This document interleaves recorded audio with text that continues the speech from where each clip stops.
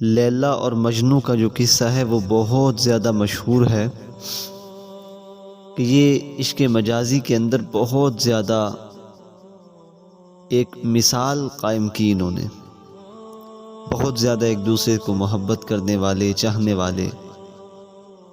بعض لوگ یہ واقعہ بھی بیان کرتے ہیں کہ مجنو ایک بہت بڑا شہزادہ تھا جس کا نام قیس تھا، اور یہ سیدنا حسین علیہ السلام کے دور مبارک کے اندر تھا۔ تو اس زمانے کے اندر یہ شہزادہ تھا اور یہ اپنے قافلے کے ساتھ جا رہا تھا۔ راستے میں ایک کنویں پر خواتین پانی بھر رہی تھیں اور اس کی نظر پڑی ایک عورت پر جس کا رنگ بالکل سیاہ تھا۔ اس نے دل میں کہا، پھر زبان سے اس کا اقرار کیا اور اپنے ساتھیوں سے کہنے لگا کہ یار یہ کتنی کالی لڑکی ہے، اس سے کون شادی کرے گا، اس سے کون محبت کرے گا۔ ذرا آگے گیا تو اللہ تعالیٰ کو یہ بات اس کی ایسی لگی کہ اللہ تعالیٰ نے اسی کے دل کے اندر لیلا کی محبت کو ڈال دی۔ لیلا رنگ و روپ کے لحاظ سے بہت زیادہ کالی تھی، اندھیری رات کی طرح بالکل سیاہ تھی۔ اس وجہ سے اس کے والدین نے جب وہ پیدا ہوئی تو اس کا رنگ بالکل رات کی طرح سیاہ تھا۔ اس کے والدین نے اس کا نام لیلا رکھا۔ یہ عربی زبان کا لفظ ہے اور لیلا کا معنی ہے بالکل سیاہ۔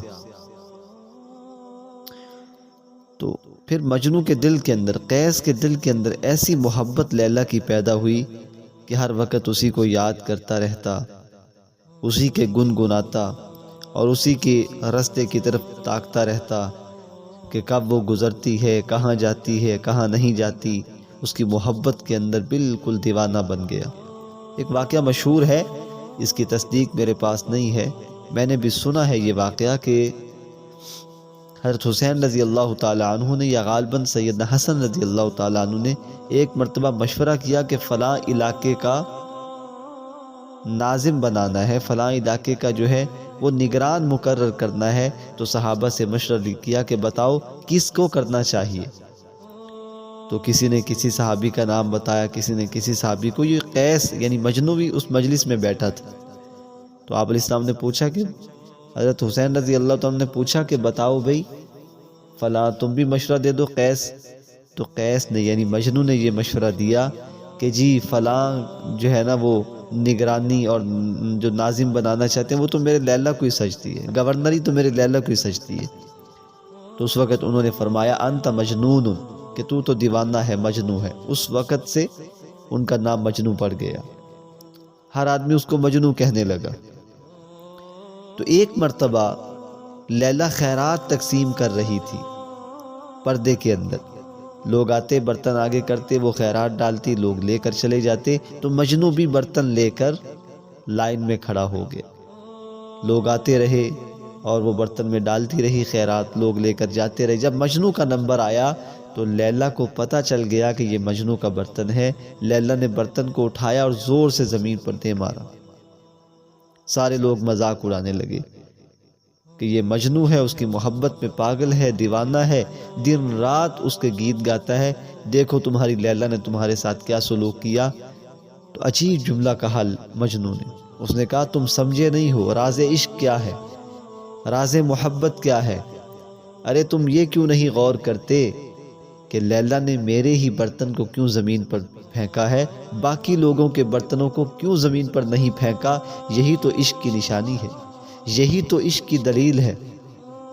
تو میرے دوستو، اللہ تعالیٰ جب انسان پر مصیبت ڈالتے ہیں، اس انسان کو اللہ تعالیٰ یاد فرماتے ہیں، اس کا عارضی امتحان ہوتا ہے۔ اس امتحان کے بعد اگر انسان صبر کے ساتھ، استقامت کے ساتھ اس امتحان سے گزرتا ہے، اللہ تعالیٰ اس بندے سے اتنی محبت فرماتے ہیں کہ قیامت کے دن بہت بڑے بڑے عالی شان مقامات انسان کے منتظر ہوں گے۔ وہ بندہ خوشی سے یہ کیوں نہیں کہتا کہ ہاں اللہ تعالیٰ نے مجھے پسند کیا، تم مجھے یاد کیا، مصیبت میرے اوپر ڈالی، مشقت ڈالی، یہ عارضی ہے، تمہارے اوپر اللہ تعالیٰ نے مصیبت کیوں نہیں ڈالی؟ یقیناً اللہ تعالیٰ نے مجھے یاد فرمایا ہے۔ تو جب بھی کوئی مصیبت آئے تو مصیبت کے وقت صبر کرنا یہ بھی اعلیٰ مثال ہے، لیکن صبر سے زیادہ انسان کو اللہ کا شکر ادا کرنا چاہیے۔ شکر اس بات کا ادا کرنا چاہیے کہ رب العالمین تم نے ہمیں چھوٹی مصیبت میں مبتلا کیا، یقیناً آپ ہم سے بڑی محبت کرنے والے ہیں، کوئی بڑی مصیبت آنے والی تھی، آپ نے اس سے بچا لیا اور چھوٹی مصیبت ہمارے اوپر ڈال دی۔ اس بات کا شکر ادا کریں کہ بڑی مصیبت سے اللہ نے بچا لی۔ اللہ تعالیٰ سے دعا ہے اللہ تعالیٰ ہمیں اپنی سچی محبت نصیب فرمائے۔